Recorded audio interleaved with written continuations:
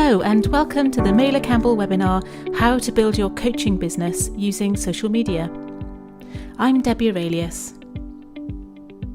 This webinar was recorded live in May 2018. We apologise for any interruptions to the audio during this webinar. We were joined on the day by 10 participants and sometimes you can hear them join or leave the audio line.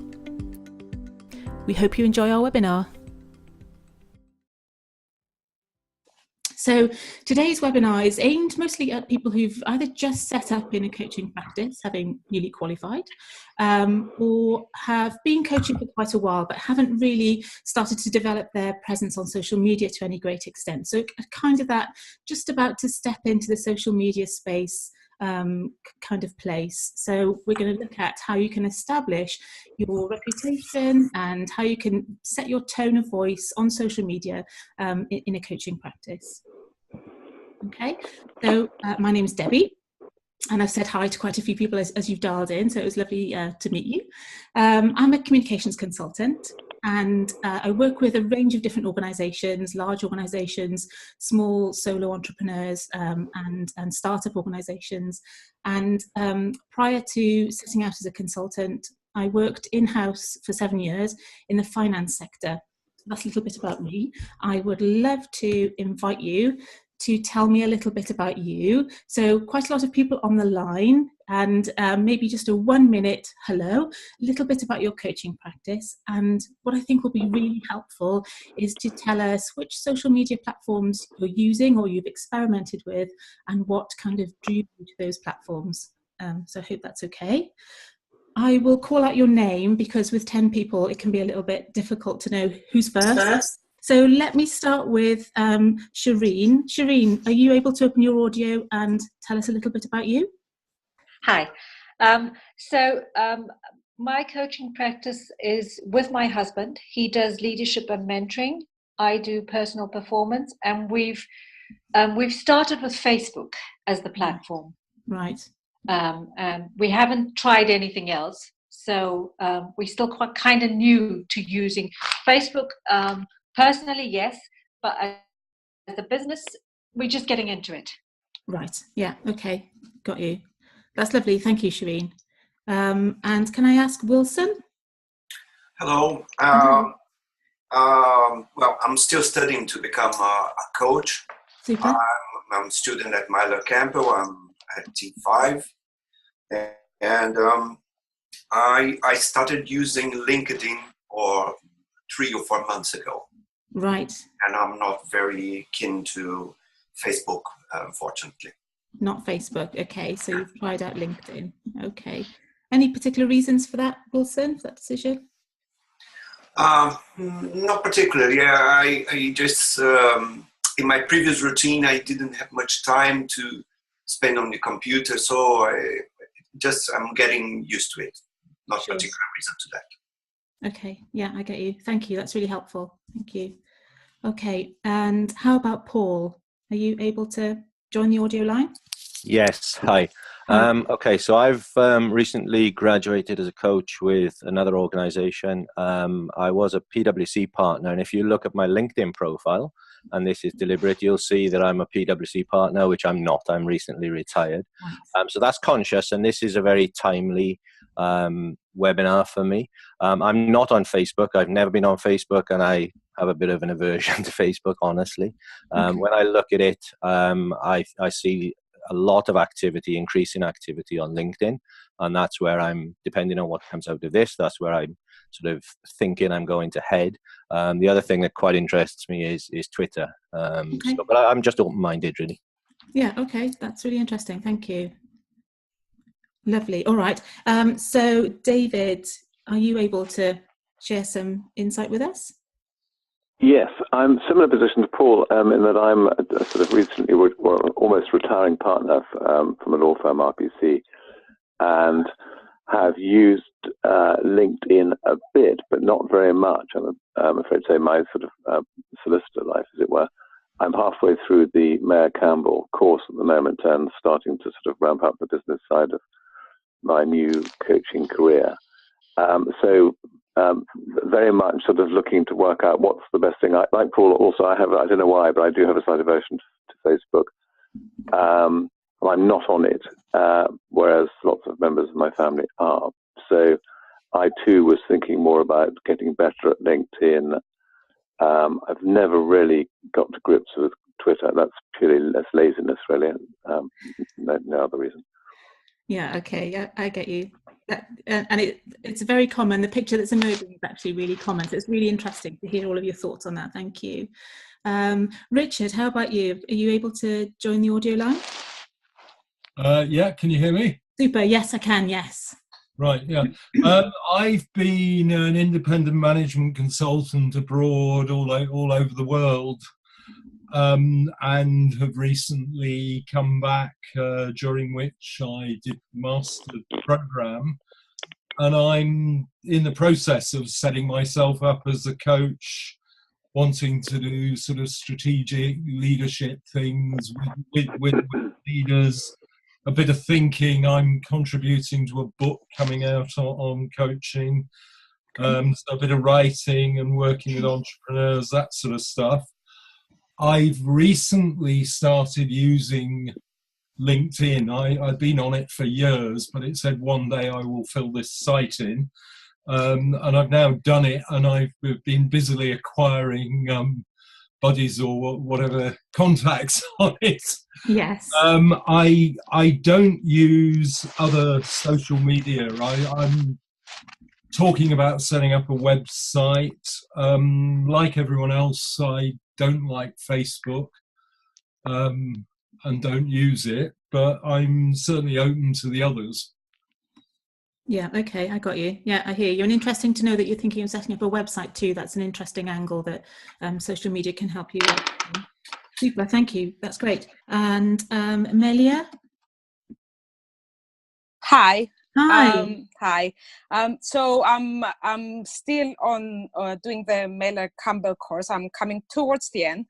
Great. So and in terms of how I'm thinking of using my online presence is, well, I'm on LinkedIn, and only by just changing, updating my profile and saying that I'm sort of training to become a coach now. I've had, a couple of approaches, so I can see how that could potentially work if I try and use it more actively.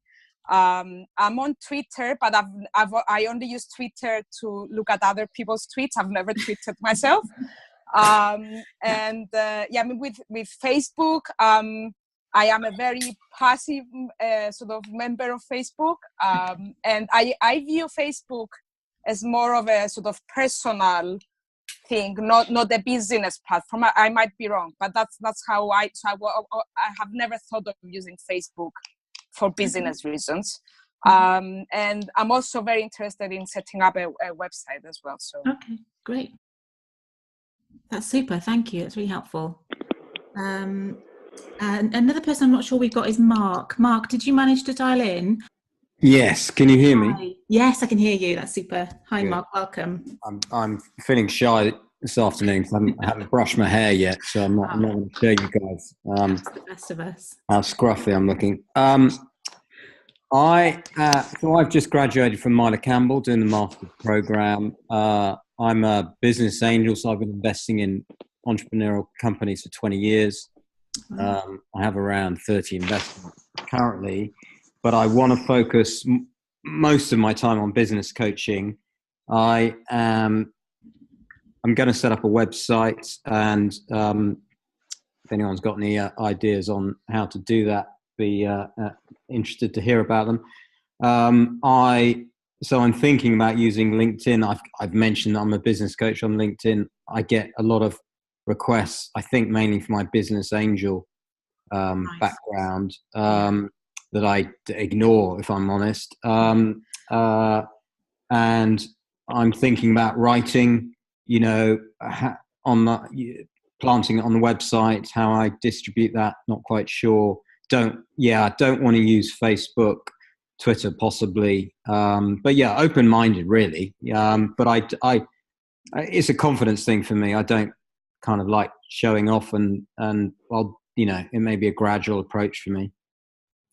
Yeah, that's a really interesting perspective, actually, and yeah, I think again that's quite a common thing, for that sense of confidence to embark on social media. And how do you establish a tone of voice that's not too me, but is still, you know, purposeful? So that's an interesting point. Yeah, it's a bit of an irony because I've just coached someone on how to be more confident on social media. So need to coach myself. Yeah, I hear you. It's an interesting dichotomy of being a coach, I think, isn't it? So, yeah. Super. Thank you, Mark. So, Chris, how about you? Are you able to? Yeah, indeed. Good afternoon, everyone. So I've been a coach for a long time, so I have a website.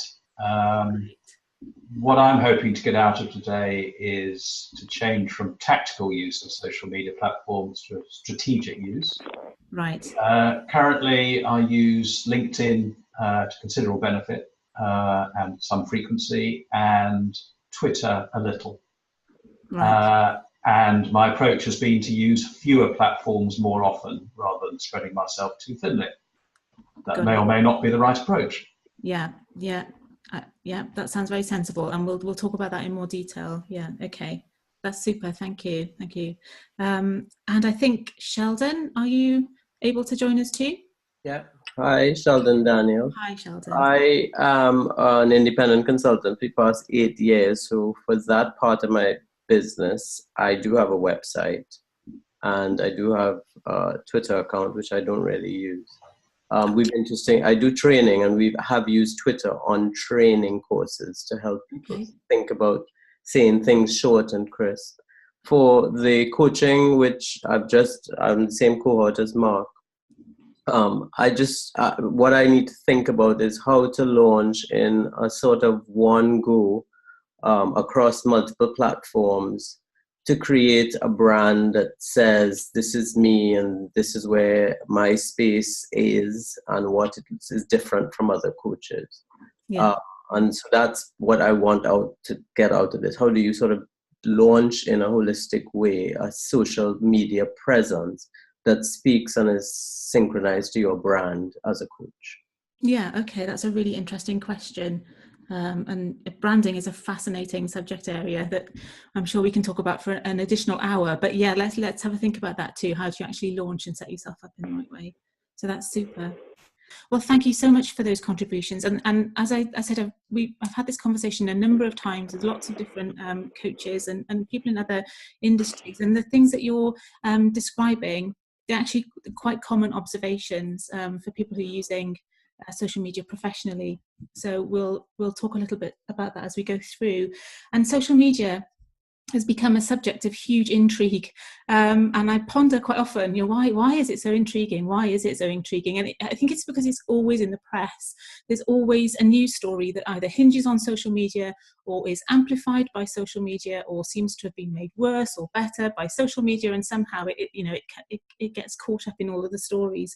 So we can't have escaped being exposed to the stuff that's happened to Facebook, and that lengthy interview that Mark Zuckerberg went through, and all of the scandal and the intrigue that surrounded the sort of Cambridge Analytica story. So that's been dominating the headlines for quite a long time.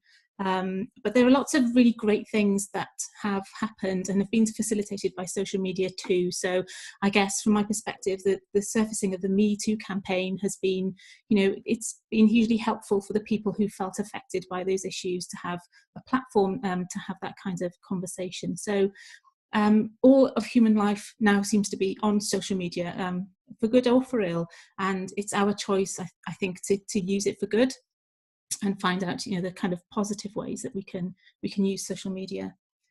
Of course, one of the reasons why it's so intriguing and it's so reflective of everything that's happening is its very scale. So this is a question you might want to answer in your head. How many people you think in the UK were active social media users in 2017? And I'll just let you know that it was 39.3 million. And a lot of the statistics I'm using are from an organisation called Statista. If you're interested in statistics and they matter to you and you're making these decisions, I encourage you to look on their website. It's amazingly helpful. This, again, another really interesting set of data released by Hootsuite in the first part of this year at the usage of social media they anticipate happening in 2018, and they estimate that a third of time that's spent online is actually spent on social media. So it's a huge amount of public attention that social media is grabbing, and I guess as people who want to establish ourselves and establish our business, that's really good news, because you need to get people's attention, and you know now that this is a channel that has a really high penetration rate and a lot of attention. So I guess that's why we're all interested in it. That's why it's so intriguing. So let's have a look at social media and how it relates actually to us as coaches. You may have received an infographic when you signed up for the program that just goes through these 4 steps, and they're 4 sort of critical areas to think about when you embark on using social media. And for the rest of the webinar, really, we'll work through those 4 areas and talk about them in a little bit more detail. Okay. So as coaches, we're providing a service. So we're in a service-based business industry. That might sound quite simplistic, but just to break that down, there are 3 really key areas that we need to keep track of. We need to keep moving forwards to keep our service business alive. So you guys are all learning how to be brilliant coaches and how to provide that kind of really excellent service to the clients you link with. But you'll probably be aware that you need to look down the track and that you will need to refresh your client base as time goes on. So whilst you're providing that service, you can't become completely absorbed in that, because to keep your business healthy, you need to be looking ahead and deciding how to attract new people into the business and how to attract the kind of people that you really seek. Alongside that, of course, there's admin. We all have to keep on top of admin as business owners, or so you know that's a necessary thing. And those are the 3 critical areas that you've got to keep running, particularly if you're a solo business owner, an entrepreneur, however you view yourself. So if I asked you which one of those 3 areas will your social media presence help you with the most, what would your answer be?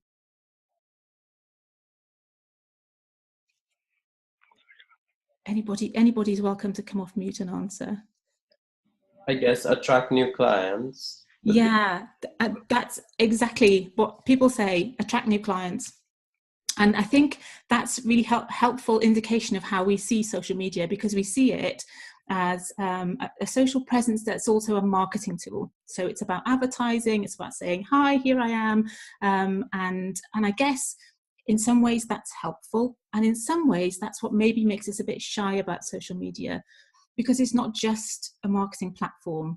It is a really great place to exchange information and to develop really good relationships. So whilst you wouldn't put somebody's personal information on social media, you can enhance the relationship you have with your current set of clients with your social media presence. So for example, if you think back over the last few coaching conversations you've had, you may feel like there are common areas that always come up, or when you start a coaching relationship with a client, there'll be common questions they have or common concerns they have about coaching relationships that you quite often deal with. Those sorts of topics are really good areas to blog about. So obviously removing the personal details, but blogging or writing or sharing information about your personal view of those issues, or how you conduct your business, or how you like to establish relationships. Those sorts of things can be quite helpful to share, so that your current clientele have recourse to that information too. So if you've got a really good area of technical specialism, you might blog about that. You might be brilliant with people who work in the finance sector, for example. So you may blog about issues that are connected to the economy, but that are affecting their mindset and that they're preoccupied with. And that can be a really useful, helpful resource for your existing clients too. And what's great about that is prospective clients will see that conversation and think, wow, that coach is really helpful. He's sharing the kind of information that I read, and I'm not even one of his clients. And can you see what I mean? It starts to generate that kind of sense that you know what you're talking about, you're an expert to recourse to, you share helpful information that's not going to breach anyone's confidence, but it's actually a helpful resource that people can go to, and it's tailor-made to their concerns. So when you think about it in that way, that you're providing helpful information, that you're establishing your credibility, it kind of takes that nervousness out of you having to go, hello, look at me, and it's not that so much. It's having that kind of intelligent conversation with existing and prospective clients. When it comes to admin, you can't really do your admin on social media. You will get good insight about who's reading your content. So for example, on LinkedIn, those people who are used to using LinkedIn, I guess you may have, if you've shared a post, clicked on the analytics. And if you haven't, I recommend that you do. If you look at the analytics of any post that you share on LinkedIn, it will tell you who's read the post, and it will collate those people into the companies they work for, or into the kind of role that they have, and it will tell you whether they're in your network or in your secondary network, so they're connected to somebody who's connected to you. So it's a really insightful way to see how your content is actually being absorbed by the people on the network. So very helpful for keeping track of where your content is being read and being consumed. And also you can crowdsource answers to questions. So I've seen lots of people put a post on LinkedIn saying, I've been using Evernote for web clipping for years. Are you using Evernote, or have you found something that's much more efficient? And they'll get responses from all sorts of different people, particularly if they use a hashtag, and then you can assess the kind of responses you get to that. It might help you to make decisions without having to look those up on Google and rely on marketing information. So just a couple of little tricks that you can use to help you with the admin. But really, particularly the first two items, social media can enhance what you're offering existing clients and prospective clients. So the important thing to think about with focus, and why I've started with this, is it's really important to think about what you want to achieve for your business before you think about what you want to achieve with social media. Again, it sounds obvious now I'm saying it, but it's quite easy for those two concepts to become detached and to start to think about what is social media and how should I be on social media, but not really letting that flow through your actual business objectives and what you want to achieve. So social media can help you be really clear about how you want it to help you, so you can feel like you're being more strategic. I think, Chris, you said you wanted to move from being tactical to being strategic. This is an ideal start point for that kind of mindset. Where do I want my business to go? What kind of clients do I want to be working with? Okay, how will social media help me facilitate those goals?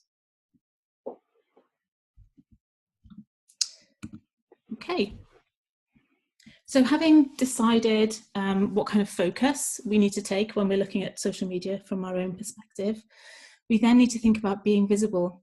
So again, showing up and being present is really important, but showing up and being present in the places where you want to be noticed is the strategy that you want to adapt. Three things that are critical here. The first one is finding out which platform your customers prefer and your ideal clients prefer, so that you're active in the places where you know they are going to see you. So it's such an important choice, and I know you've all thought about that to some extent already, that we'll deep dive into that area in a second. But before we move off this slide, the second point of this is to have a simple social media strategy. So when you get going, it doesn't need to be too complex. But it does pay you to think about and document the types of information you'd be comfortable sharing, the types of content you'd want to use, and how often you'd want to put that kind of content on social media, and how often you'd want to engage in the conversation around it. So just to take a step back and reflect. If you're really good at writing and you think blogging is perfect for you, then that's quite a well-established way to drive a lot of readership and attention on social media. So you write blogs, you post the blogs, you share the fact that you've posted the blogs, you take quotes from your blog and share them on social media. That's quite an easy strategy to take.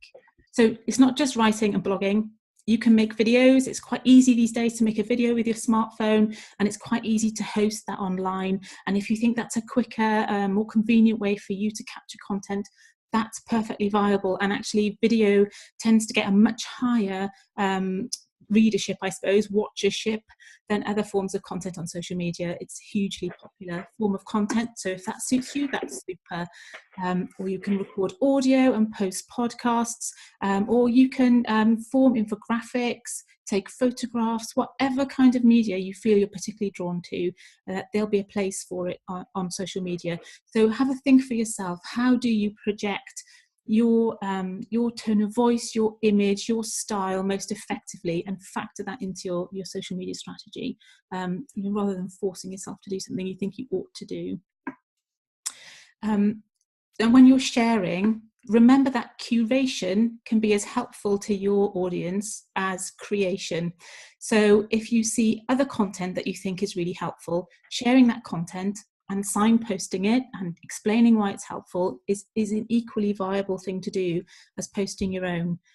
The only thing I'd say is obviously be really careful that you attribute the original author of the content. It's a very unpopular move to copy and paste on social media. People really don't like that kind of activity. So it self-regulates to some extent. So I'm not saying you would do that, but just be careful to attribute anything you curate. And then you'll find that curation is a really helpful way to establish with your clientele the kinds of things that you're interested in and that you are signposting to them that will be helpful for them to read too. So curation is as good as creation to some extent.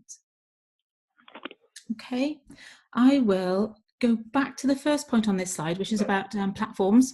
I've put LinkedIn and Twitter on the first slide, which is interesting because I would say the majority of you said that you're already on LinkedIn, and quite a few people said, I'm thinking about Twitter and I have a little bit of usage of Twitter. I would say these two are my predominant platforms too. So what's the reason for that? LinkedIn, it is viewed as the business-to-business space.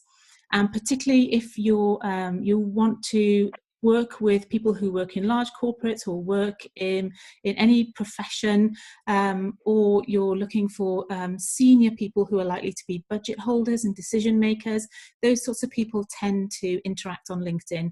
And it's by far the most successful platform for people who want to make business-to-business contacts that lead to work and relationships and ongoing work, that sort of thing.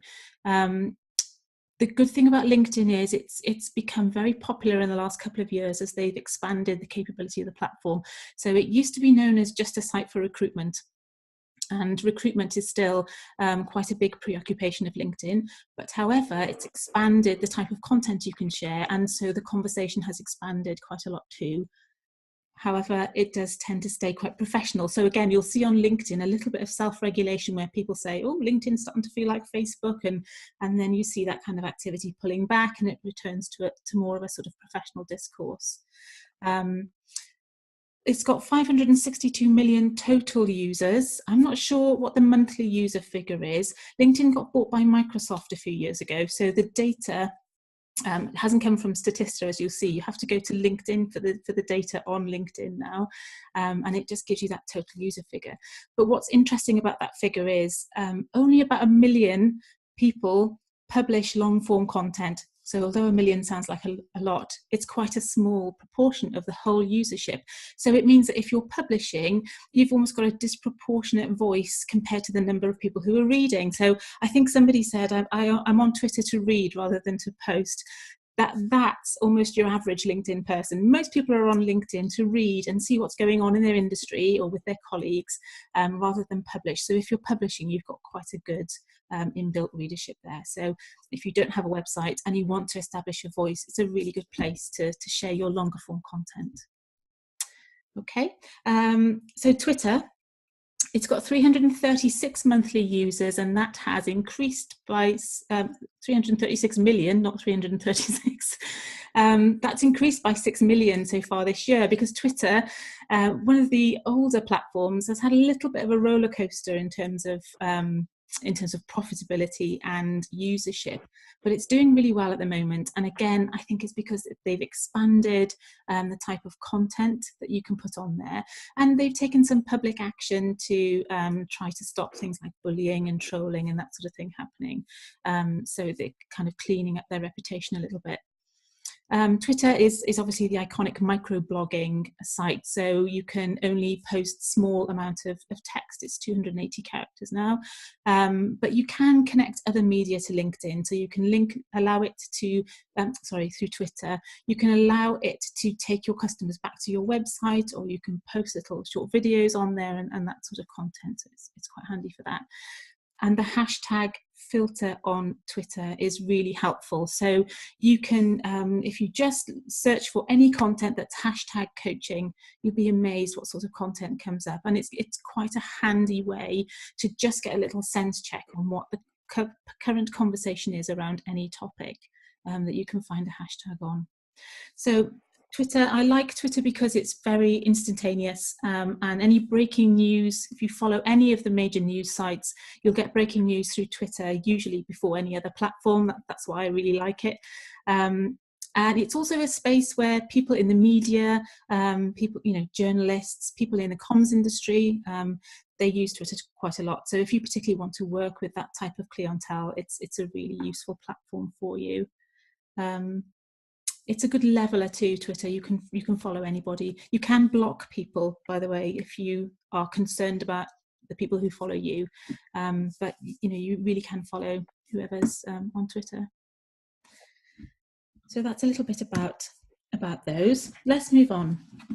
So an interesting response about Facebook. So quite a lot of you saying you don't use it, you feel a little averse to it.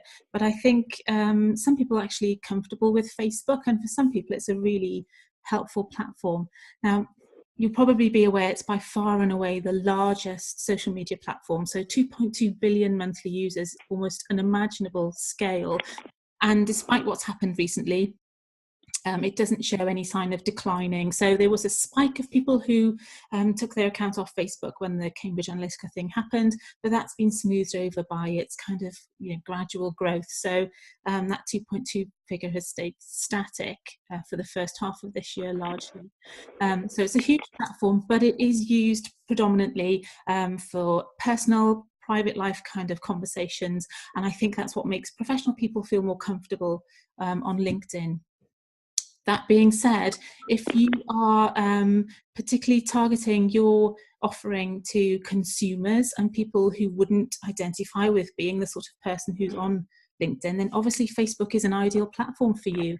And it can work really well for business owners who are B2C, if you see what I mean, rather than B2B. Facebook groups are a really helpful way for you to try to maintain a divide between personal and private. So you can set up a group on Facebook and you manage who joins the group. People have to request to join your group, and obviously you set the parameters of your group as you choose.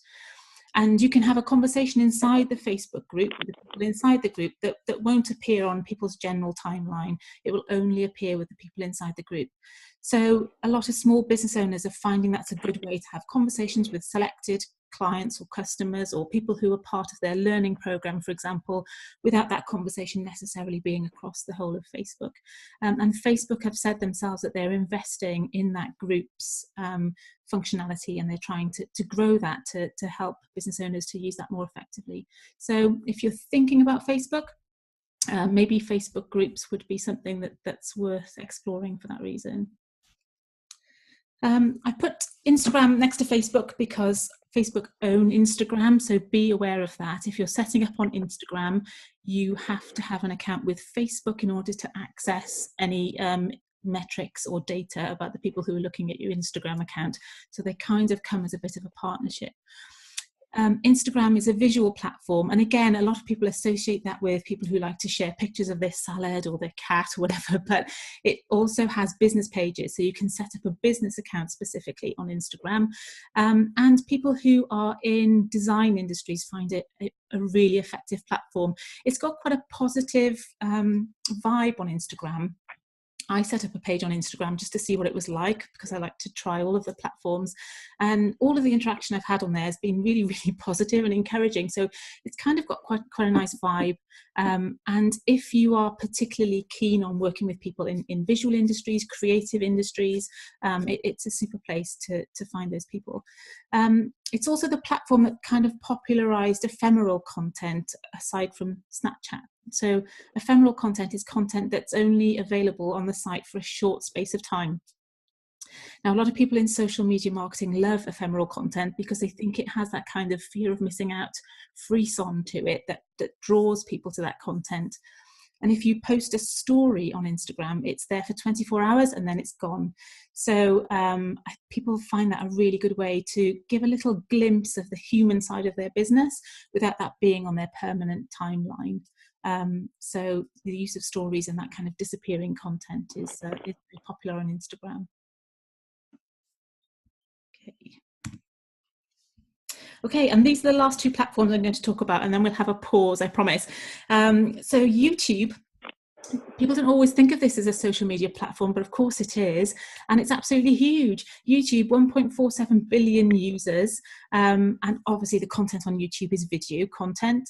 But not only that, it's the second largest search engine, which is amazing. So aside from people looking for things on Google, the next place people would look for an answer to something is YouTube. So if you're particularly good at making how-to videos or explainer videos or explaining a really complex concept in a way that's accessible, you could be brilliant on YouTube. It could be a great platform for you.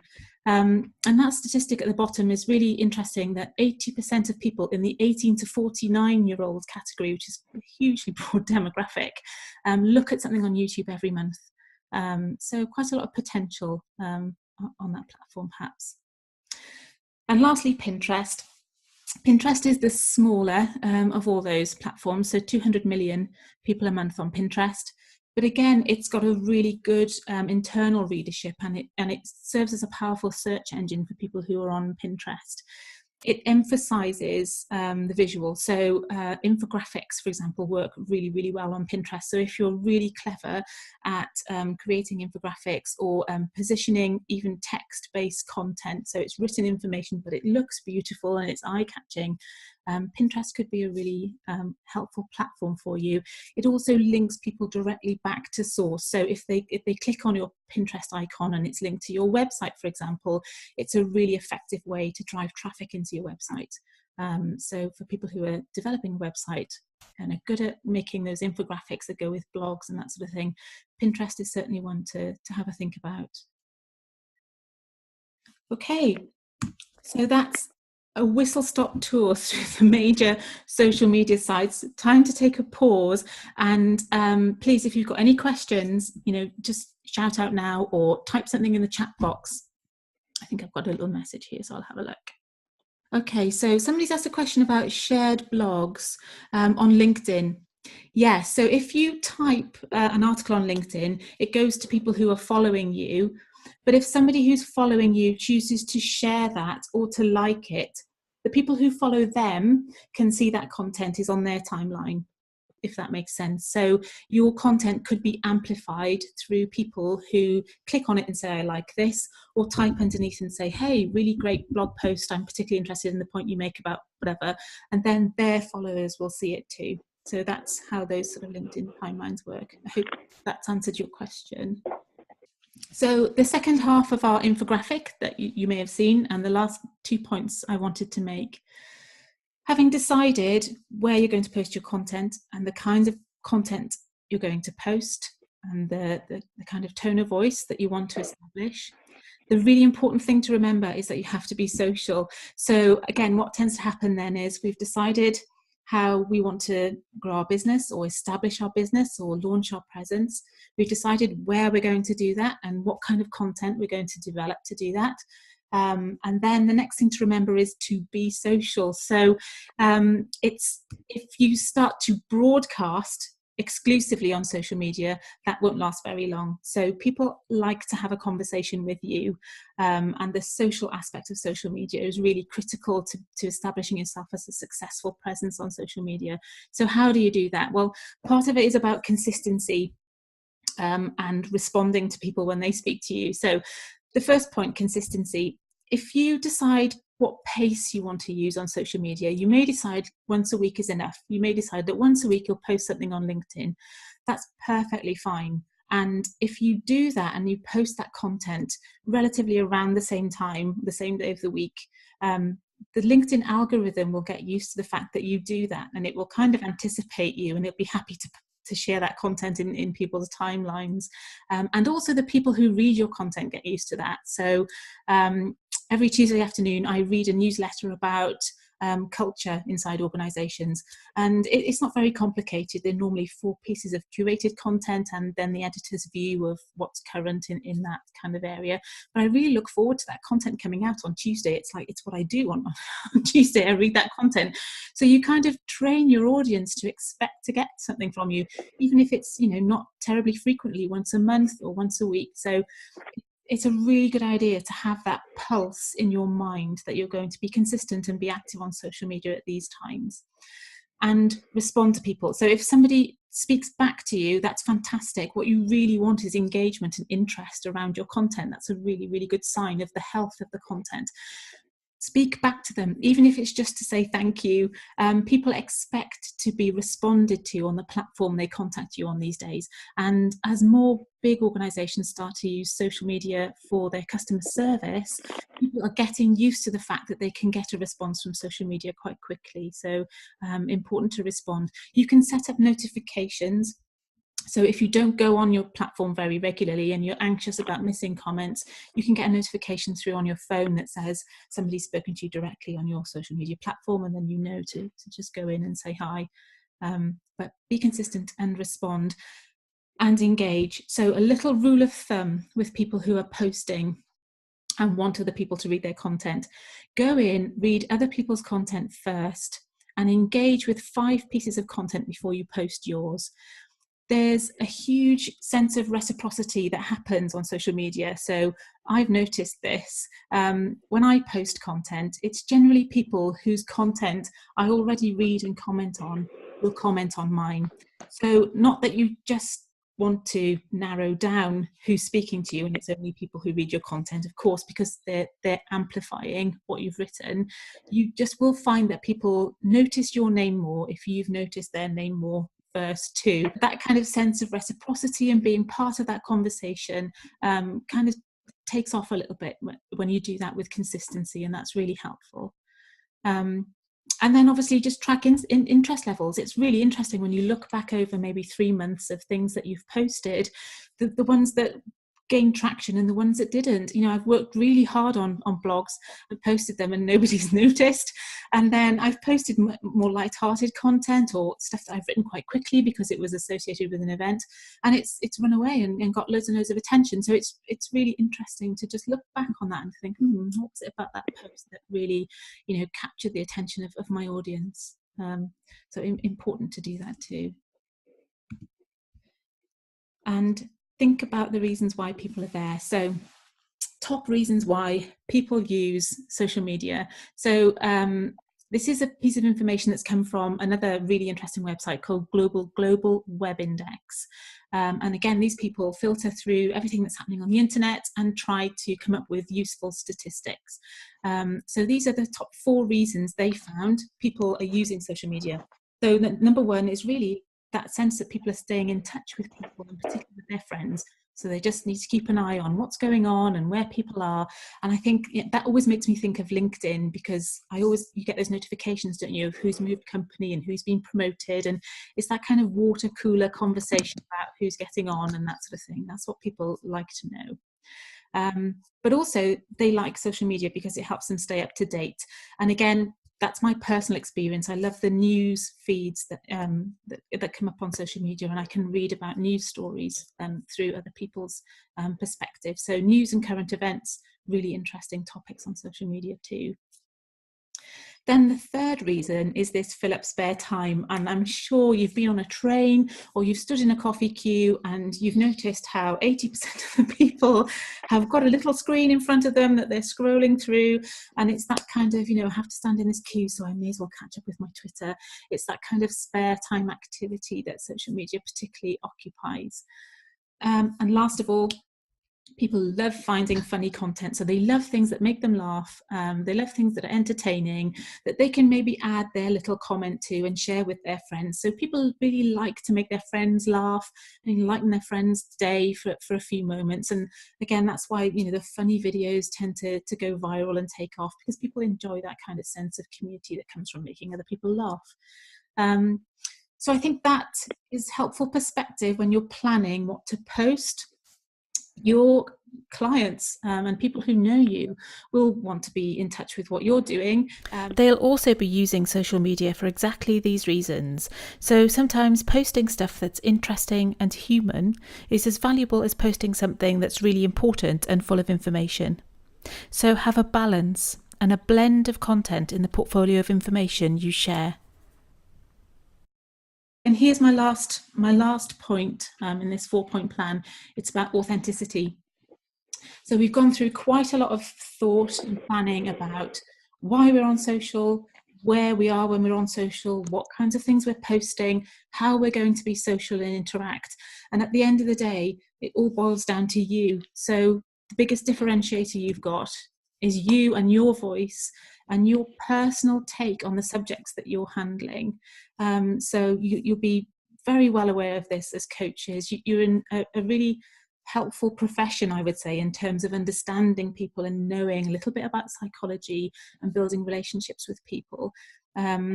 I know that the term chemistry test is used quite a lot when establishing coaching relationships, and that's really all about this. It's about people getting to know you and who you are, how your mind works and what your preferences are, and it gives them a chance to get to like you. And I don't know if you've ever experienced this, people particularly who use LinkedIn a lot, if you've met somebody for the first time in real life that you feel like you already know because you've watched their LinkedIn thread for a couple of months, or you've interacted with them on Twitter so many times that it kind of seems weird that you haven't met them. So it's that kind of, you've got over the barrier of strangership and you're already starting to form a relationship through that dialogue you've had. So when people feel like they know who you are and what your preferences are, and they like those things about you, they're ready to trust you. And of course, trust is a fantastic foundation for a coaching relationship. So this is a really important aspect to consider and uphold. Be authentic. Say things that you would say, not things that you think the platform wants you to say. Just be authentic, and that will help you attract the right clients. So that's it for the mainstay of the content. I'd be really interested in any questions that you've got. Oh, there's some coming on the chat, so let me have a little look. Somebody has posted to say that they've had conversations with individuals and to move these to email. Yeah, I think that's perfectly fine. If you make contact with somebody, I would say if somebody asks you for a sort of personalized response to something and you're not comfortable having that conversation on an open channel, I would do exactly that. I'd say, thank you so much for your question. I'd really love to talk to you about this in detail.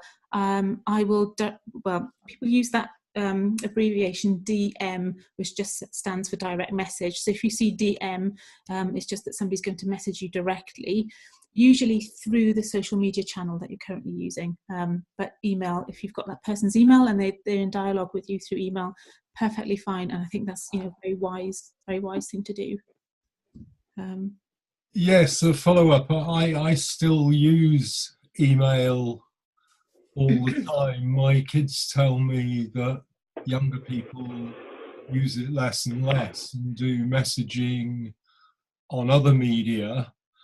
And to me, life's too short to have messaging on multiple media. So if I'm having a conversation with a particular person, because I sometimes get emails on LinkedIn or whatever they're called on LinkedIn. Yes, I know what you mean. Yes, and I do sometimes miss them because I don't look at LinkedIn all the time, and so when I do get them, I try and get them back to the other platform. But given the changes in social media, I do sometimes wonder whether that is wise, even though it fits my desire not for too complicated a life. Yes, that's right. And by changes, are you talking about things like GDPR and the regulations around that? No. If you contacted me through LinkedIn and directly to me to ask me something, I'll probably go back to you on LinkedIn, but I'll give you my email address and say, should we talk on email? Yeah, sure. Rather than just carry on going backwards and forwards on LinkedIn. Yeah. Because I find emails also easier to manage and file away and see exactly where you are. Yeah, totally. Can I add a couple of observations to that, Debbie? Yeah, of course. Okay. Richard, a couple of things I've noticed which were helpful to me. Firstly, if someone else picks a particular communication channel to use, such as LinkedIn, for me, it's both polite, but also more direct to use the channel they've used, e.g. LinkedIn, rather than try and switch them to a channel I prefer. Yeah. Secondly, in terms of keeping tabs on the different channels, with LinkedIn and indeed with other channels, you can set up an alert system. So when you receive a LinkedIn message, it's flagged on your email. Yeah, that's absolutely true. And I have alerts that come through to me on all those different channels, because that's right. It's quite hard to keep managing them when you're across lots of platforms. But yes, you can find ways to signal to yourself that something's come in. So yeah. That's good advice, Chris. Thanks. Thank you. I've got another question on the chat, which is about how often you should blog and what do you recommend. So that's a really interesting question, because in the olden days of social media, people used to say blog every day. You must blog as often as you can in order for people to notice you, and that's really no longer the case. So I think the sort of Google Analytics used to favour people who posted regularly in the past. But the problem with that was it led to people posting low quality content because they were just desperate to get anything out on a daily basis. So now the algorithms have changed, and it's more important that your blog is read by other people. And particularly if other people link to your blog or comment on your blog or amplify your blog by sharing it themselves on Twitter, that gives it a lot more kudos in terms of establishing your presence online than the frequency of the blog. So the advice now has changed to, it's better to blog less frequently, but to make those blogs really good quality and make them something that your audience not only wants to read but wants to engage with. That will put you in a lot better standing.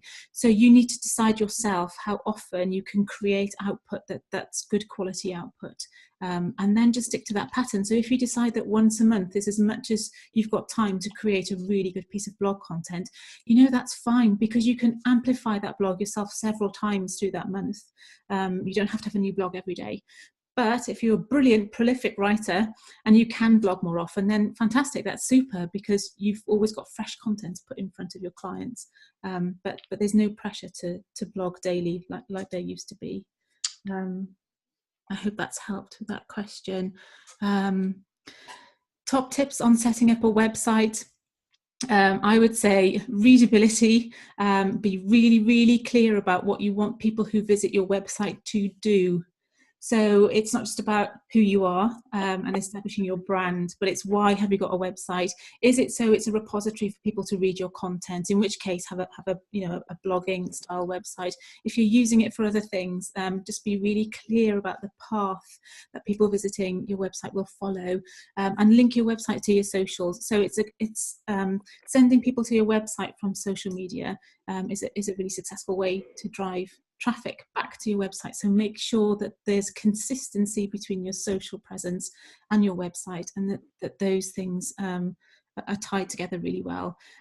We had a question about branding, and there's so much to say about branding. So just be really conscious about how it looks, how it feels, what you're saying to people, and what you're asking them to do, what you're asking of them when they get there, I would say is really important. LinkedIn Premium. I haven't used LinkedIn Premium. If anybody on the line wants to share an experience about LinkedIn Premium, please feel welcome. I use a standard LinkedIn. No. Hiya, I do. Okay, thank you, Chris. So my impressions are not statistically valid. I just get the impression that I have more access to more information than as it were, standard LinkedIn users do. In particular, and I may be out of date on this, I believe I get information relating to who's looked at my profile. And for me, that's actionable information because I then follow it up. And sometimes, though not always, good things happen as a result. Yeah, that's interesting. I guess that's the hook that Premium gives you, isn't it? Is get more information about who's looked at your profile by signing into the Premium account. So that's really interesting to hear, Chris. Thank you. Yeah, thank you. That's very helpful. Okay, we've just run over the hour, so if you need to dial out, I completely understand, and I apologise for overrunning by a minute, but just to leave you with some suggested start points, because there's an awful lot to think about with social media. I would strongly advocate deciding how it can support your business objectives before you get going, so you know why you're embarking on social media, because you will get those days when you think, why am I doing this? So really important to be able to answer that question for yourself. Then I would say choose one or maximum 2 platforms if you're not very active. If you're already active and you want to spread that across, then that's great, do that. But if you're just starting out, choose 1 or 2 platforms from that conversation we had about platforms and really focus on those and really feel comfortable with those before you start to branch out. So choose the ones that suit you and your profile and just focus there. And to get used to what people are already enjoying and consuming on social media, this is a really quick 5-minute a day acid test. So just for 5 minutes a day, limit the amount of time you spend on there, because otherwise you'll get so absorbed in it, you'll start to be cross with yourself for the amount of time you spend there. So 5 minutes a day, look for 5 posts that have earned 5 likes. It makes it easy to remember. And just allow that to wash through your subconscious in terms of, what was that post about? Why did people like it? What was that post about? Why did people like it? And you'll start to see patterns emerging from the kinds of people that you already follow and read. And that will be helpful as you start to decide how to post too. So I hope those are some helpful start points. We'd really love to hear your feedback on this and whether this event has been helpful at all. So Meyler Campbell will be in touch with you to ask you and provide you with a channel to give us that feedback, and we'd be delighted to hear your views about that. And if you want to follow our social feeds to see what we're doing, then I guess those are the best places to watch us and maybe take some tips or reach out and contact us on those social feeds if you'd like to. We'd be really pleased to be in touch with you a little bit more.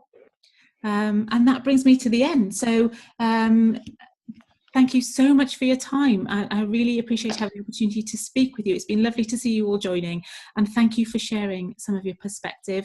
And please feel welcome to reach out and ask me any questions that come to you after the webinar.